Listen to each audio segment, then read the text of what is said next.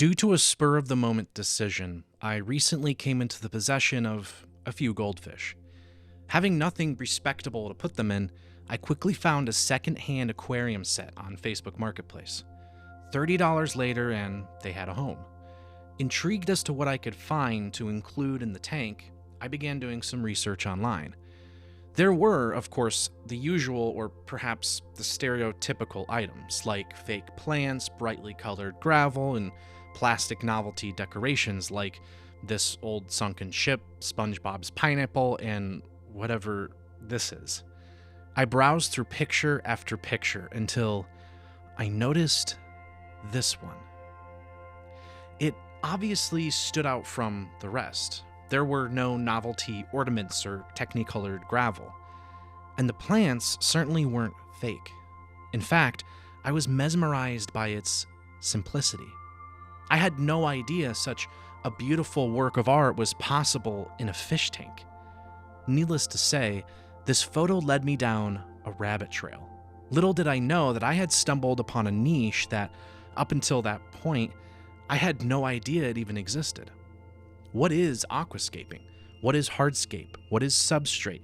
What is the Iwagumi method? The rabbit hole was just as mesmerizing as the photo.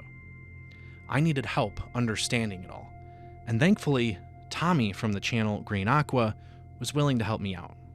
What exactly is aquascaping and what kind of differentiates it from the kind of cliche multicolored gravel kind of Yeah. setups?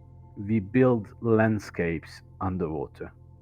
So Mm. it's quite, again, coming back to art, it's like landscape photography, but Mhm. in a glass tank. And then we differentiate two sides where you build a landscape that's from our world, from the dry lands, and you want to replicate that underwater, or the nature aquarium itself, where it all began, is much more about underwater scapes and trying to Mm. recreate natural environments that exist Mm. around the world underwater. Could you walk through just like what are the kind of general styles of aquascaping? It's quite difficult to narrow it down to styles. Mm. There are certain styles that are named, and there are certain styles that are formed in the past few years. So if I look back at the original where aquascaping started, one of them is Iwagumi, Mhm. which is about stones. It's usually Mm. very minimalistic. You have a few pieces of stones and carpeting plants all around. The whole of aquascaping originates from Japan, or at least what we know as aquascaping today. There was one man called Takashi Amano in Japan. He was a landscape photographer, a nature photographer. Mm. And then he decided that he wants to recreate some of those landscapes underwater. That's Mm. how it all began. He built a business around this. There's a whole company called ADA, Aqua Design Amano. They are one of the top of our hobby still to this day. Mm. Sadly, Amano's son is no longer with us, but his legacy is just everywhere in the hobby, and everyone who's involved at like Mhm. more than just a very beginner level, they know who he is and what he's done for the hobby. Iwagumi was his creation basically, but Mm. he already copied it or originated it from Japanese gardens. The, Mm. when you look at the word Iwagumi, well, when you say it translates to, it's always tricky with Japanese words because there's no actual translation, but it loosely translates to um, a ridge of a mountain or Mm. a pile of rocks sometimes. So Mm. it's definitely just rocks placed somewhere Mhm. in nature. And this has already existed in Japanese gardens. Mm. Actually, what we call Shanzan Iwagumi, which means three rocks Iwagumi. Mm. That's a big part of Japanese gardening, where they have three rocks in very specified sizes and ways placed in a Japanese garden, and that's what Amano-san took and placed underwater, and that's how Iwagumi came about. So it's Mm, It's I believe it's the oldest form of aquascaping. Um, mm, mhm, very it's an actual style, and not just building something underwater with live plants. Well, I've been lucky enough to travel to Japan with ADA twice now, and we had long discussions about this, and we also had workshops about how it all goes. And lucky for me, it's always tied around Iwagumi, which is my personal favorite style. Um, so again, with the Japanese gardens and with Iwagumi, the philosophy background is wabi-sabi, which once again impossible to translate. I'm going as far as when we talked about with people from ADA, they say it's really difficult for them to explain it to the young people in Japan. So it's not just mm, difficult to translate, but it's something that you can't really explain. Um, mm, the simplest thing you can understand about this is finding perfection in imperfect things, mm, if that mm. makes any sense, and finding balance in the imbalance of physical things. So Mm, when you look at an iwagumi, there is a main stone which is the biggest one in the scape. And when I look at Shanzen Iwagumi, the three stone Iwagumi, there's a big one, the main stone. It's usually tilted in some way, so there is already an imbalance. mm, And then there's a secondary stone or supporting stone, which balances it out. So it's usually tilted the other way around, and mm, it's smaller than that. And then there is a third stone on either side that's smaller than the other two, and again, just bringing back balance. mm, Um, so that's what it's all about. And then yeah, Zen is a big part of it as well. We've been in a Zen temple. Um, Amano-san used to do Zen sessions before building an Iwagumi. mm, To that whole state of mind of just clearing your mind of anything before starting to build an aquascape and especially an Iwagumi. It's a mm, big part of their culture and their approach. mm. We don't do this, Yeah. but we can't do it on the level they do. So it's even experienced people who can do really nice iwagumis, and it doesn't matter if they're Japanese or Mhm. Asian or from anywhere in the world. I've never met anyone who can actually explain when they position a rock. Yeah. You just feel it. You put Yeah. it, it just feels good. It looks good. That's it. Yeah. Iwagumi, wabi-sabi, Takashi Amano. They were the backstory to these beautiful works of art. But it was the idea of wabi-sabi that interested me the most. After all, it's one of the central ideas or pillars that lay at the foundation of the Iwagumi method.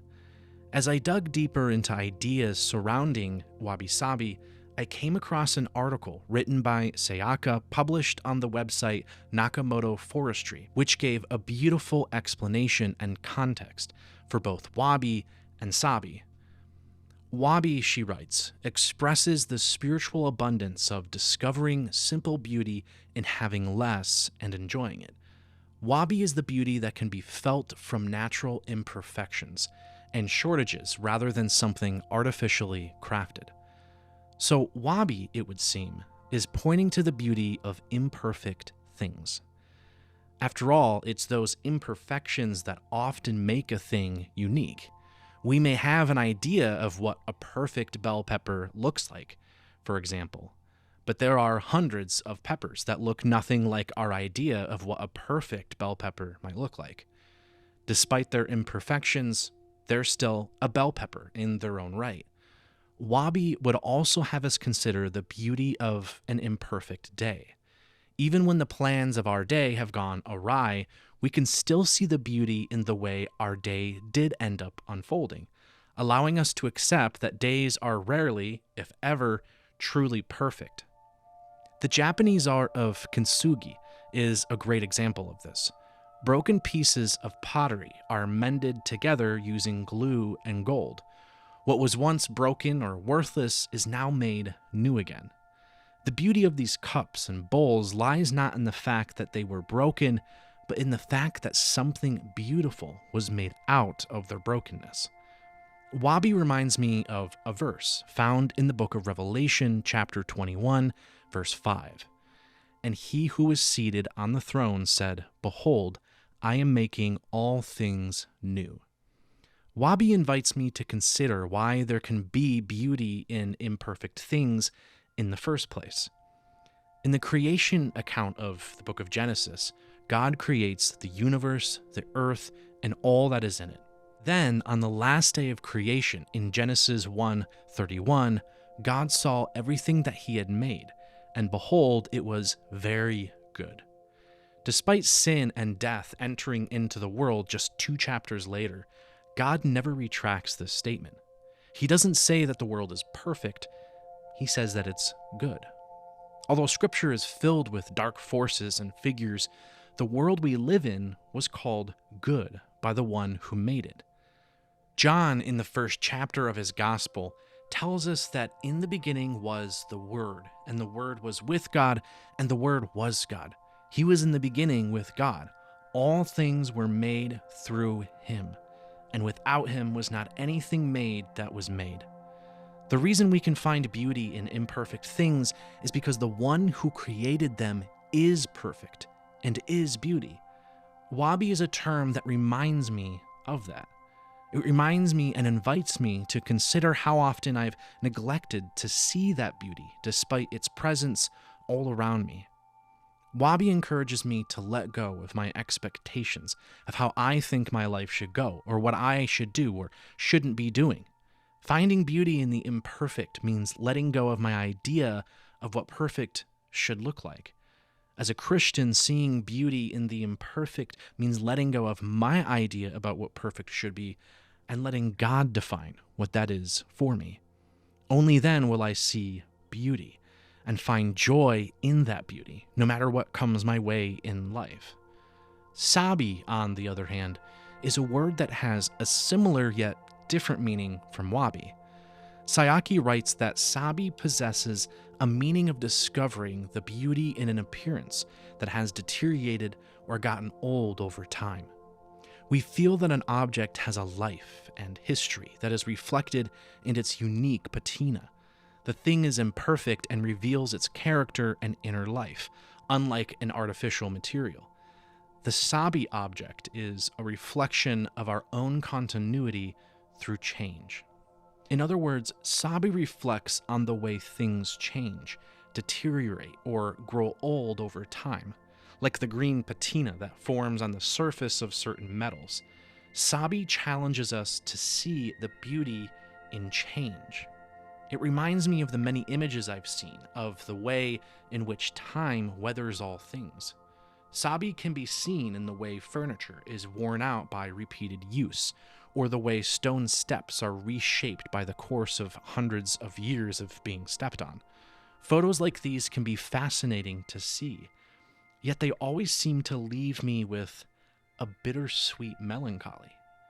Not because of the objects themselves, but because they remind me of, well, myself.